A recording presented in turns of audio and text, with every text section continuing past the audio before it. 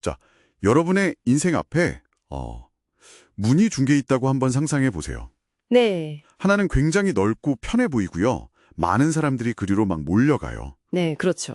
다른 하나는 좀 좁고 어쩌면 약간 힘들어 보이기도 하고 찾는 사람도 별로 없고요. 오늘 저희가 살펴볼 차료 마태복음 7장에 나오는 한 설교문인데요. 이게 바로 그 좁은 문을 택하라고 말합니다. 좀 흥미롭죠? 네, 보통은 넓은 길을 선호하는데 말이죠. 맞아요. 그래서 이번 딥다이브에서는 이 설교문을 통해서요.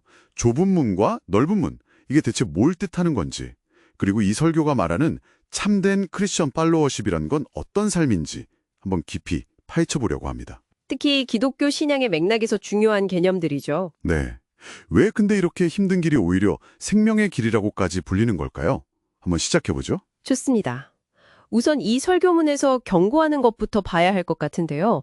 바로 넓은 문, 그리고 그 길의 유혹입니다. 유혹이요? 네. 이게 왜 그렇게 매력적이냐? 설교자는 두 가지 핵심 이유를 들어요. 첫째는 아주 뿌리 깊은 자기 중심성입니다. 자기중심성? 네. 그러니까 내 만족, 내 성공, 내 행복, 이게 그냥 최우선 가치가 되는 거죠. 심지어는 그 신앙생활마저도 나를 위한 도구로 변질될 수 있다. 이렇게 지적을 해요. 아, 그게 무슨 말이죠? 신앙 맞아요? 예를 들면 예수를 그냥 내 문제 해결사 아니면 성공 보증수표 정도로 여기는 태도. 이게 바로 넓은 문의 신앙의 한 모습일 수 있다는 거예요. 와, 듣고 보니까 정말 그럴 수 있겠네요. 상당히 날카로운 지적인데요.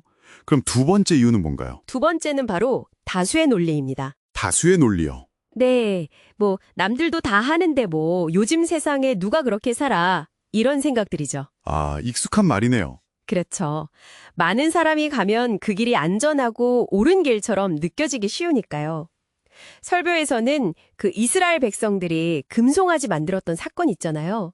그걸 예로 들어요. 네네. 불안감이나 어떤 군중 심리 속에서 진리가 뭐냐보다는 다수가 동의하느냐, 이게 기준이 돼버리는 그 위험, 그걸 경고하는 거죠. 아, 정말 다수의 압력에 흔들리는 건 뭐랄까 누구나 공감할 만한 부분이네요. 맞아요. 근데 이 설교는 이 넓은 길의 끝이 상당히 좀 무섭다고까지 말하잖아요. 멸망이라는 단어까지 쓰면서요. 네, 맞습니다.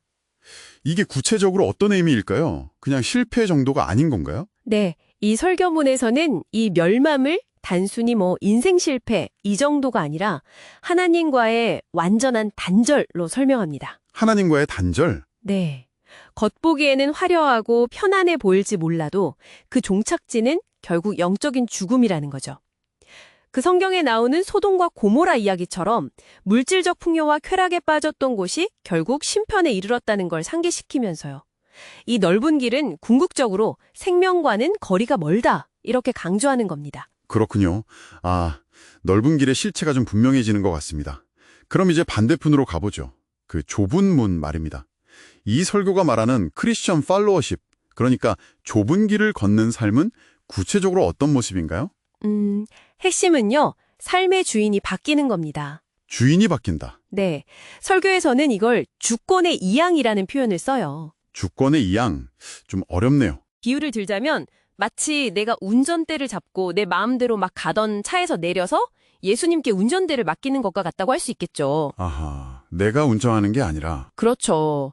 내 인생의 왕좌에 내가 앉아있는 게 아니라 그 자리에 예수님을 모시는 거예요. 그 갈라디아서 2장 20절 말씀처럼 이제는 내가 사는 것이 아니요 오직 내 안에 그리스도께서 사시는 것이라는 정체성, 이걸 갖는 거죠. 아, 그 운전대 비유가 확 와닿네요. 그럼 그 다음 단계는 뭘까요? 주권을 넘겨드렸다면요? 여기서 이제 자기를 부인하는 삶이 자연스럽게 따라옵니다. 자기 부인. 이것도 참 많이 듣는 말인데 쉽지 않죠? 맞아요. 이게 단순히 좋아하는 거 좀 참고 이런 수준을 넘어선다고 해요. 설교에서는 우리의 어떤 이기적인 본성, 교만, 미움 같은 거 있잖아요. 그런 죄된 성향들을 의식적으로 거부하고 십자가에 못 박는 과정이다. 이렇게 설명해요. 십자가에 못 박는다. 좀 강한 표현인데요. 네. 예를 들면 정말 도저히 용서하기 힘든 사람을 용서하려고 애쓰는 것. 또 억울할 때 막 변명하고 반박하고 싶잖아요. 그 마음을 누르고 그냥 주님께 맡기는 것. 이런 실제적인 선택들이죠. 아, 정말 매 순간의 싸움이겠네요. 그렇죠. 매 순간의 영적 싸움이기 때문에 이 길이 좁고 협착하다 이렇게 표현되는 겁니다. 그렇군요. 그리고 자기 십자가를 지는 삶, 이것도 언급되죠? 이건 또 어떤 의미가 있을까요? 네, 이것도 단순히 그냥 고난을 견뎌라, 참아라 이런 의미를 좀 넘어섭니다. 설교에 따르면 예수님 그리고 그분의 가르침을 따르기 위해서라면 어떤 희생이라도 심지어는 죽음까지도 각오하는 그런 결단을 뜻한다고 해요. 죽음까지도요? 네, 뭐 각자에게 주어진 십자가는 다를 수 있겠죠. 그게 뭐 용서의 과제일 수도 있고 부당한 비난이나 핍박일 수도 있고요. 아니면 죄와의 정말 지긋지긋한 싸움일 수도 있고 또 남들이 알아주지 않는 어떤 묵묵한 섬김일 수도 있고요.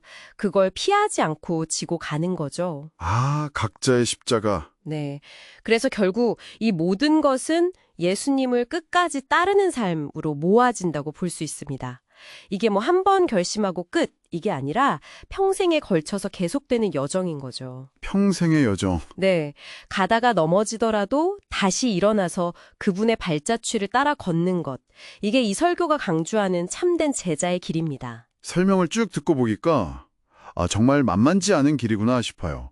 그런데 왜 이렇게 힘들고 어쩌면 외로워 보이는 길이 생명의 길이라고 불리는 걸까요? 그 이유는 뭘까요? 네, 아주 중요한 질문이신데요. 이 설교문은 크게 4가지 이유를 제시합니다. 4가지요. 첫째는 이 길만이 참된 자유를 준다고 말해요. 그러니까 죄와 자기 중심성으로부터의 해방이죠. 아, 자유. 둘째는 상용에 막 흔들리지 않는 깊은 내면의 기쁨을 겸응하게 된다고 하고요. 기쁨이요? 셋째, 이런 고난과 자기 부인의 과정을 통해서 그리스도의 형상, 그러니까 더 성숙한 인격으로 우리가 빚어져 간다고 설명합니다. 인격의 성숙. 그리고 마지막으로, 그리고 어쩌면 가장 중요하게는 이 길이 궁극적인 영원한 생명, 즉 하나님 나라에 이르는 유일한 길이기 때문이다. 이렇게 강조합니다. 유일한 길이요? 그렇군요. 자유, 기쁨, 성숙, 그리고 영원한 생명. 네. 어느 문으로 행하고 있습니까? 당신 삶의 운전대는 지금 누가 잡고 있나요? 네, 그렇죠. 이 설교는 넓은 문과 좁은 문, 그 사이에 어중간한 회색 지대는 없다고 아주 단호하게 이야기합니다. 그리고 저는 이 부분이 참 인상 깊었는데 이 설교문이 그 좁은 문 자체가 바로 예수 그리스도 당신이라고 선언한다는 점이에요. 아, 문 자체가 예수님이다. 네, 요한복음 14장 6절 내가 곧 길이요 진리요 생명이니 이 말씀을 인용하면서요.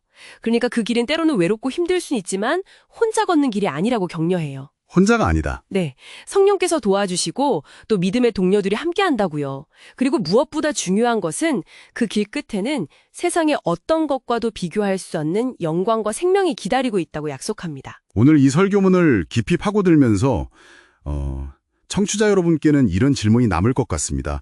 당신의 삶에서 편안함과 참된 의미가 서로 부딪힐 때 당신은 무엇을 선택의 기준으로 삼고 계신가요? 그리고 그 선택들이 당신을 궁극적으로 어디로 이끌고 있다고 생각하시나요? 한번 깊이 성찰해 볼 만한 질문인 것 같습니다.